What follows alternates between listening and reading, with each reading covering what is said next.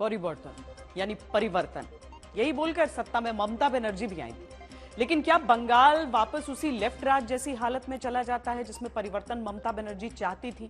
दस्तक देता यह सवाल क्यों आया? क्योंकि ममता बनर्जी खुद तो प्रदर्शन कर लेती हैं, लेकिन जब दूसरे छात्र संगठन या राजनीतिक दल प्रदर्शन करने उतरते हैं तो या तो कलकत्ता हाईकोर्ट से जाकर इजाजत लानी पड़ती है या फिर शांति भंग की धारा अपने ऊपर झेल कर हिरासत में जाना पड़ता है। इसके बाद छात्रों पर हुई कार्रवाई के खिलाफ जब बीजेपी ने कल 12 घंटे के बंगाल बंद का ऐलान किया तो ममता सरकार का अल्टीमेटम आ गया है। बीजेपी के बंगाल बंद के खिलाफ ममता सरकार ने कहा कि कोई बंद नहीं रहेगा। पश्चिम बंगाल सरकार ने निर्देश दिया है कि राज्य सरकार के अपने दफ्तर और सरकार से अनुदान प्राप्त सभी दफ्तर कल खुले रहेंगे। संभव है कि आप कहेंगे कि यह बात तो सही है कि अगर कोई पार्टी बंद का ऐलान करती है तो क्यों राज्य सरकार उसका समर्थन करे। लेकिन अगला पॉइंट अब देखिए, जहां पश्चिम बंगाल सरकार कहती है कि कोई भी सरकारी कर्मचारी कल कैजुअल लीव भी नहीं ले सकता, ममता सरकार कहती है कि कल यानी 28 अगस्त को कोई भी सरकारी कर्मचारी पहले हाफ या सेकंड हाफ किसी भी वक्त का हाफ डे भी नहीं ले सकता। ममता सरकार का निर्देश आज ही आ गया है कि कुछ इमरजेंसी या मेडिकल वजह न हो तो कल की कोई छुट्टी भी कर्मचारी नहीं पाएंगे। इसके आगे यह भी लिखा है कि जो कर्मचारी आज 27 अगस्त को छुट्टी पर थे वो कल यानी 28 अगस्त को आकर ऑफिस में रिपोर्ट करें। इसके अतिरिक्त बंगाल सरकार ने कहा है कि अगर कोई कर्मचारी कल छुट्टी लेता है तो फिर उसके खिलाफ कारण बताओ नोटिस संबंधित विभाग के अधिकारी जारी करेंगे। अगर कल की छुट्टी लेने पर कारण बताओ नोटिस का जवाब कर्मचारी न दे तो बंगाल सरकार कहती है कि उसके खिलाफ कार्रवाई होगी। ये सरकारी चिट्ठी पढ़कर क्या आपको लगता है कि पश्चिम बंगाल में लोकतांत्रिक रूप से प्रदर्शन करना या प्रदर्शन का हिस्सा बनने की स्वतंत्रता है? अगर आपका जवाब है नहीं तो फिर जरूरत है कि दस्तक दी जाए। 31 साल पहले एक शोषित बच्ची को न्याय दिलाने की मांग लेकर पश्चिम बंगाल के सचिवालय भवन यानी राइटर्स बिल्डिंग तक जाने वाली ममता बनर्जी जब खुद मुख्यमंत्री बनती है तो अपनी सरकार के सचिवालय भवन न बनना तक आते प्रदर्शनकारियों को रोकने के लिए पूरी ताकत लगवा देती है। ये लज्जा है, ये मुख्यमंत्री का लज्जा है। ये बंगाल नहीं चाहिए, ये बंगाल नहीं चाहिए।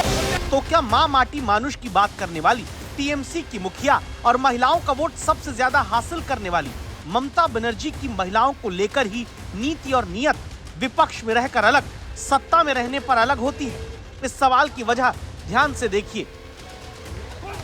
एक वक्त ऐसा भी था जब सीपीएम के सत्ता में रहते एक रेप पीड़िता जो न बोल सकती थी न सुन सकती थी, उसे लेकर ममता बनर्जी उसी राइटर्स बिल्डिंग में धरना देने तक पहुंच जाती हैं, जहां से बंगाल की सत्ता तब ज्योति बसु चलाते थे।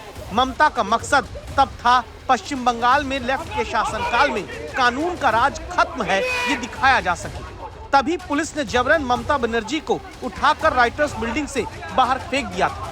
कहा जाता है कि इसी घटना के बाद ममता ने राइटर्स बिल्डिंग में खुद की सत्ता मिलने पर ही कदम रखने की बात कही।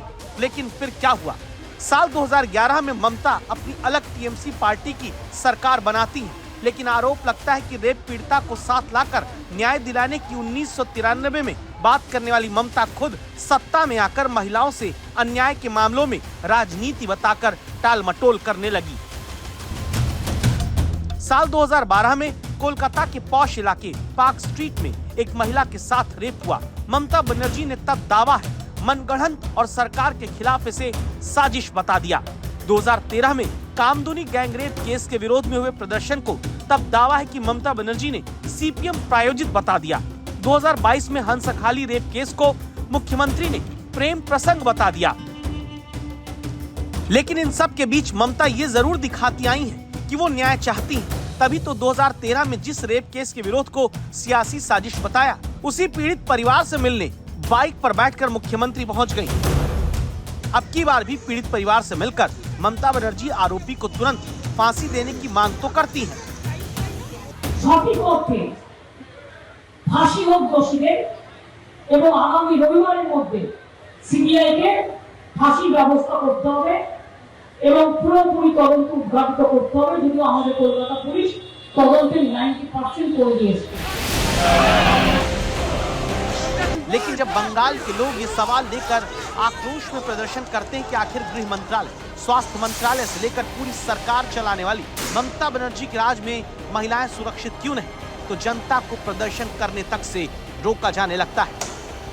ए बांग्लार, ए वार्ता मंत्री, पुलिस मंत्री, स्वास्थ्य मंत्री, कृषि मंत्री, सब तरह जेल में है। ए पुलिस मंत्री को पदत्याग करने चाहिए, स्वास्थ्य मंत्री को पदत्याग करने चाहिए। ममता बनर्जी ने क्या ऐसी सोच फैला दी कि पूरी पार्टी को लगता है कि जो आवाज उठाता है वो या तो राजनीति का हिस्सा है या फिर गुंडा।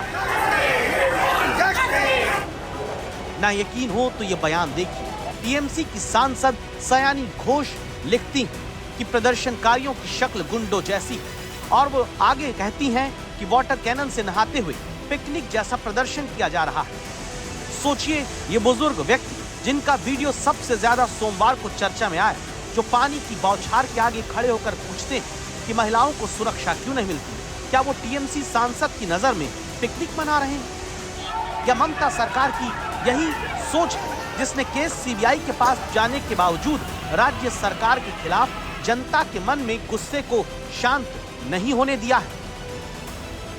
पश्चिम बंगाल की सड़कों पर ममता बनर्जी की सरकार और उनकी बर्बर पुलिस द्वारा इंसाफ की मांग कर रहे डॉक्टरों, बंगाल के युवाओं और महिलाओं पर जो हिंसा और दमनकारी चक्र और का जो तांडव देखा गया है वह निंदनीय तो है ही, साथ में वह मानवता को भी शर्मसार करने वाला है। बंगाल में एक बेटी के साथ निर्ममता की सारी हदें पार कर दी जाती हैं, मगर ममता बनर्जी चुप है।